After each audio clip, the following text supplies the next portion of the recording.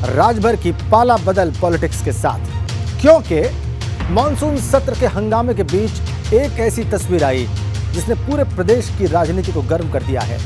और यह तस्वीर सीएम योगी और ओम प्रकाश राजभर की उस मुलाकात की है जो हुई तो मंगलवार देर रात को, लेकिन सूबे का सियासी पारा बुधवार को चढ़ा, क्योंकि इस मुलाकात के बाद अब ओम प्रकाश राजभर के भाजपा के साथ जाने के कयास लगने लगे।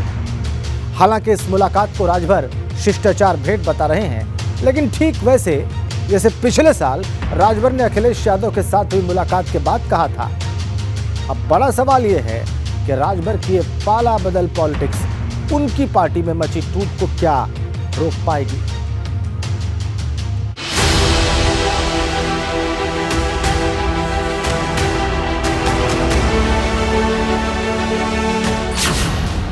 राजभर की पाला बदल पॉलिटिक्स क्या खत्म होगा पार्टी टूट का रिस्क?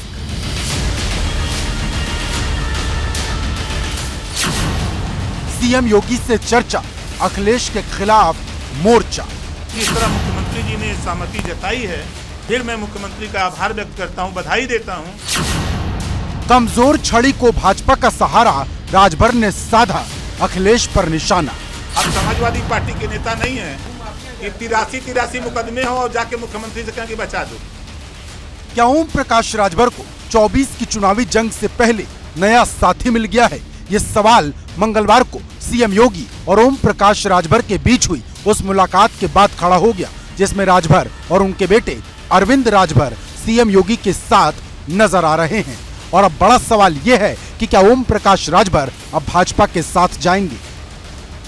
क्योंकि इस मुलाकात के बाद फिर ये बात साफ हो गई कि राजनीति में कोई किसी का दुश्मन नहीं होता, क्योंकि यहाँ कब दोस्त दुश्मन बन जाए और कब दुश्मन दोस्त बन जाए ये कोई नहीं जानता।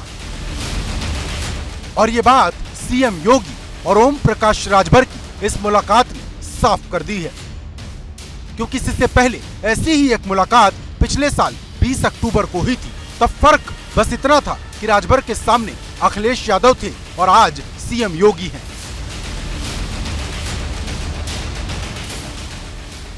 क्योंकि जो राजभर कल तक सीएम योगी को कोसा करते थे, वो अब सीएम योगी की तारीफ करते नहीं थकते। और जिन अखिलेश यादव को राजभर भावी सीएम बताते थे, वो अब अखिलेश पर निशाना साधने का कोई मौका नहीं छोड़ रहे।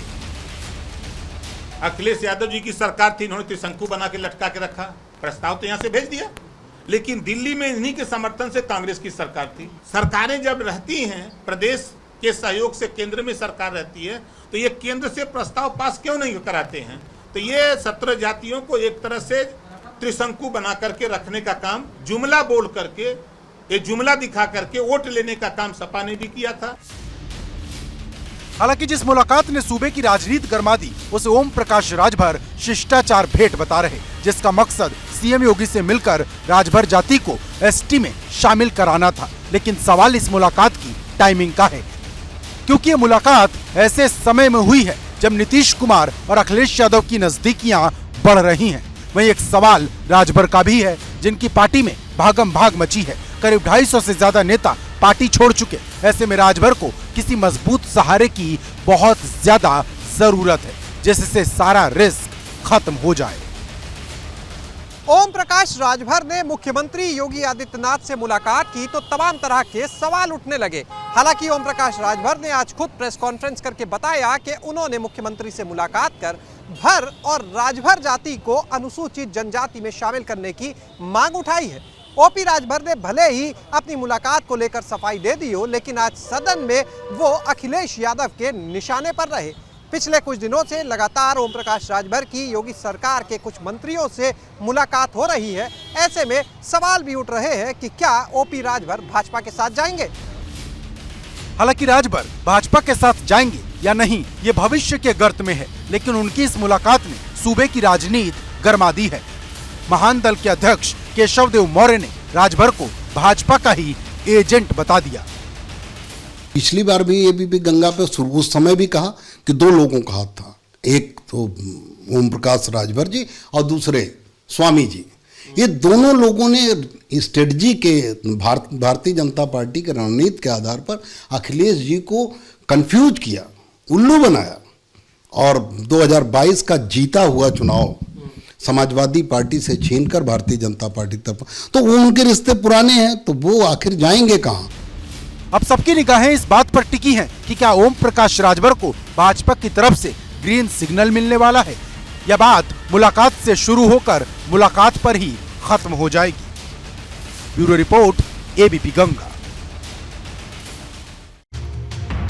अब सवाल इस बात का है कि क्या राजभर को भारतीय जनता पार्टी का सहारा मिलेगा, और उससे भी बड़ा सवाल यह है कि राजभर को इस सहारे की जरूरत ही क्यों है। तो आइए इसे ही समझने का प्रयास करते हैं। राजभर को सहारे की जरूरत क्यों है? दरअसल राजभर 2024 से पहले नया ठिकाना तलाश रहे हैं। पार्टी के नेता लगातार उनसे दूर हो रहे हैं। 250 से ज्यादा नेता उनकी पार्टी को छोड़ चुके हैं।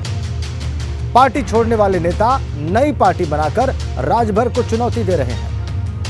राजभर पहले बसपा के साथ जाना चाहते थे, लेकिन मायावती ने उन्हें तवज्जो नहीं दी।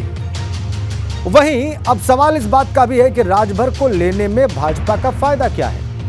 अगर राजभर उसके साथ आते हैं तो उसे क्या मिलेगा जो 2022 में नहीं मिला। दरअसल भाजपा के लिए राजभर कितने फायदेमंद है, इसी का जवाब ढूंढने का प्रयास करते हैं। पूर्वांचल में राजभर वोट की पकड़ है। 2022 विधानसभा चुनाव में भाजपा की सीटें घटी हैं, खासकर पूर्वांचल में। आजमगढ़, गाजीपुर और कौशाम्बी में भाजपा का खाता भी नहीं खुला। राष्ट्रपति चुनाव में राजभर भाजपा का साथ दे चुके हैं। मिशन 80 के लिए भाजपा को राजभर की जरूरत होगी। नीतीश कुमार के पूर्वांचल से चुनाव लड़ने की चर्चा है।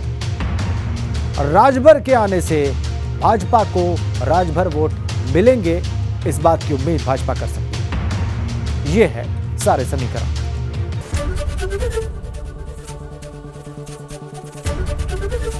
एबीपी गंगा, खबर आपकी, जुबान आपकी।